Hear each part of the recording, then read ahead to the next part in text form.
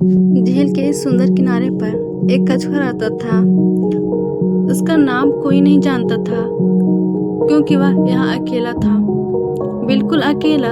ना उसके पास साथी थे, ना कोई दोस्त, ना कोई परिवार, सिर्फ वो, उसका कवच और उसकी झील। वह अक्सर सुबह सुबह किनारे पर आकर बैठता, पानी को देखता और फिर धीमे कदमों से वापस किसी चट्टान के नीचे चला जाता।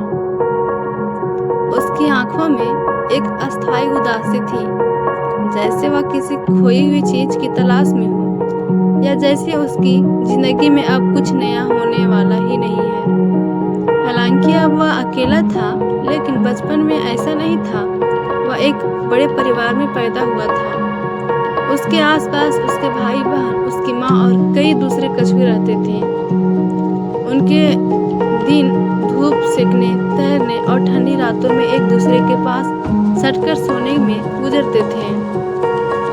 वह याद करता था कि कैसे उसकी माँ उसे कहती थी, धीरे चलना कमजोरी नहीं है बेटा, धीरे चलने वाला रास्ता देखता है, सीखता है और सही जगह पहुंचता है। उस समय वह इन बातों का मतलब नहीं समझता था, उसे तो बस खेलना अच्छा लगता था। लेकिन एक दिन बिना किसी चेतावनी के उसके परिवार झील छोड़कर चला गया।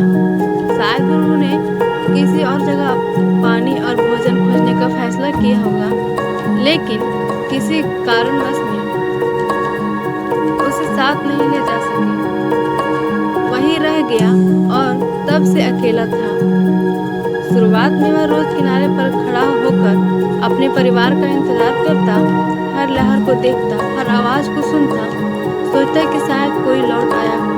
लेकिन समय बीतते लगा और धीरे धीरे उसे समझ आ गया कि अब वह वापस नहीं आएंगे। इस समझ ने उसके भीतर एक अजीब सी चुप्पी भर दी थी। उसने खेलना छोड़ दिया था, तैरना कम कर दिया और धूप सेकना भी। वह ज्यादा समय अपने कवच में सिर छिपाकर बिताने लगा था। बाहर की दुनिया उसे ठंडी और बेरहम लगने लगी थी। जब इंसान नहीं, जानवर नहीं, तब प्रकृति ही उसका साथी बन गई। वह पेड़ों के झूलते साए देखता, पानी में गिरती बारिश की बूंदों की आवाज सुनता और कभी कभी रात को सितारों को गिनने की कोशिश करता। एक शाम जब आसमान नारंगी हो रहा था, उसने महसूस किया कि सूरज भी रोज डूबता है, लेकिन अगले दिन फिर लौट आता है। उसने सोचा, शायद मेरी जिंदगी भी ऐसी ही है, शायद अभी बस एक लंबी रात है, लेकिन कहीं न कहीं सुबह मेरा इंतजार कर रही होगी। यह सोच छोटी थी, लेकिन पहली बार उसने खुद से कुछ अच्छा कहा था। दिन बीतते गए, कछुआ अब खुद से बातें करने लगा था। वो सोचता, मैं इतना धीमा क्यों हूँ? फिर खुद ही जवाब देता, क्योंकि मेरा कवच भारी है, लेकिन यही कवच मुझे सुरक्षित भी तो रखता है। वह सोचता, मैं अकेला हूँ, यह बुरा है। फिर सोचता, लेकिन अकेले होने का मतलब है कि मैं खुद को जान सकता हूँ, बिना किसी के दबाव के।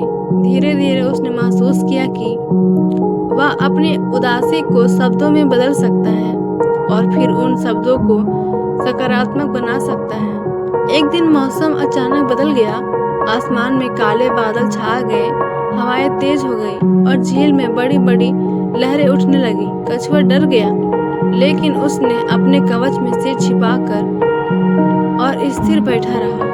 बारिश कई घंटों तक होती रही, लहरें किनारे से टकराती रही, लेकिन उसका कवच मजबूत था।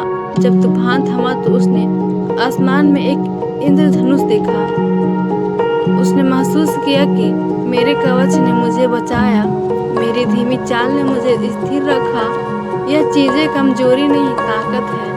उस दिन पहली बार उसने मुस्कुराने की कोशिश की।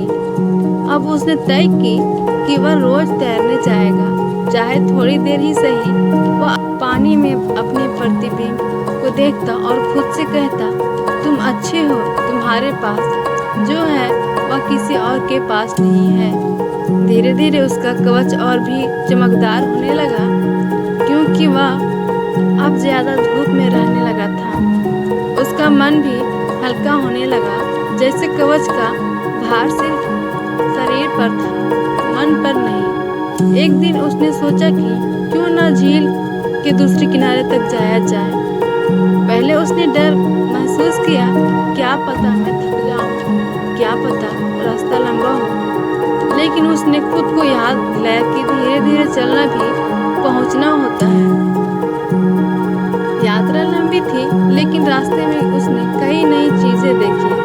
पत्थरों का उगता हुआ छोटे पौधे, पानी में चमकते पत्थर और गहराई में तैरती हुई मछलियां। जब वह दूसरे किनारे पहुंचा तो उसे लगा जैसे उसने एक बड़ी जीत हासिल कर ली हो। अब कछुआ खुद से बात करते हुए मुस्कुराता था और कहता, तुम अकेले नहीं हो, तुम्हारे पास तुम खुद हो। और सच में अब उसे अकेलापन डराने के बजाय सुकून देने लगा था। उसने महसूस किया कि उदासी कोई अस्थायी चीज नहीं है, यह बस एक मौसम है जो बीत जाता है, जैसे बारिश, जैसे सर्दी, जैसे रात। एक दिन सूरज ढलने के समय और फिर किनारे पर बैठा था। पानी पर सुनहरी परछाइयां थीं और हवा में ठंडक थी। उसने खुद से कहा, मैं वही जो पहले था, लेकिन अब मैं खुद को कमजोर नहीं मानता। मैं धीमा जरूर हूँ, लेकिन स्थिर भी हूँ। मैं अकेला हूँ, लेकिन खाली नहीं हूँ।